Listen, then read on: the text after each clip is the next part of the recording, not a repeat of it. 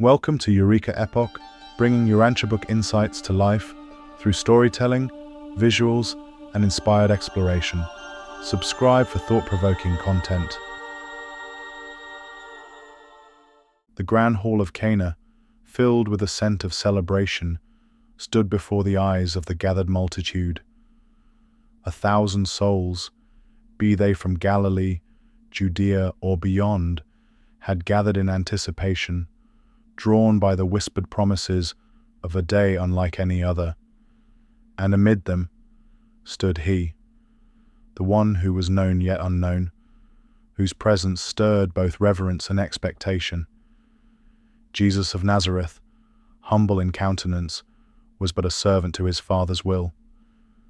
Beside him stood his mother Mary, whose knowledge of her son's purpose was profound, and yet, like all those who walked in the shadow of divinity, still veiled in mystery.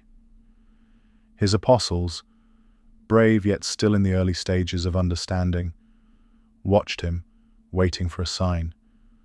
The celebration raged on, as it must. The wine flowed, the food was served, and laughter filled the air, a fleeting moment of joy in the tumult of mortal lives. But amidst this revelry, a crisis had quietly been set into motion. The wine, the symbol of life and joy, was running dry. Mary, ever perceptive, saw the undercurrent of panic in the hosts, their faces betraying the mounting pressure of impending social disaster. She turned to her son, her voice steady. "They have no more wine."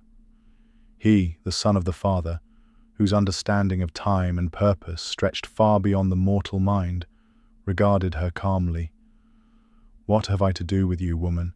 My hour has not yet come."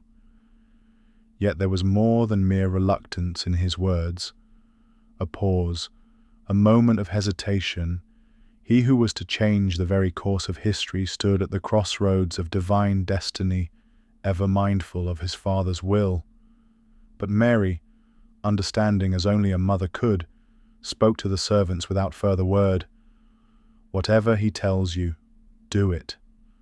The servants, now caught in the web of divine action, obeyed. 6 stone jars, vessels meant for purification, stood at the ready. He commanded them to fill them with water. A simple task, yet what might seem mundane was now to become the canvas for a divine act. The water, once drawn from these jars, was now transcended, into wine. Not merely any wine, but the finest wine, a symbol of abundance, of transformation, of what he, the master of the universe, could bring forth from the ordinary. The guests, oblivious to the source of the miracle, marveled at the unexpected quality of the wine. "You have kept the good wine until now," they exclaimed, not knowing that the best had only just begun.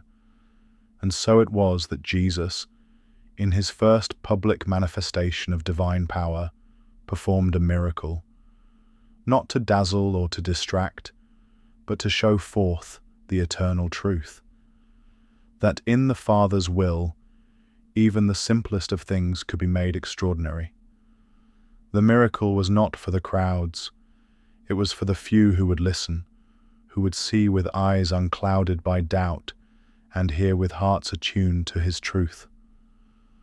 The wedding at Cana was but a single thread in the vast tapestry of time, a moment in the long preparation for the unfolding of the eternal plan.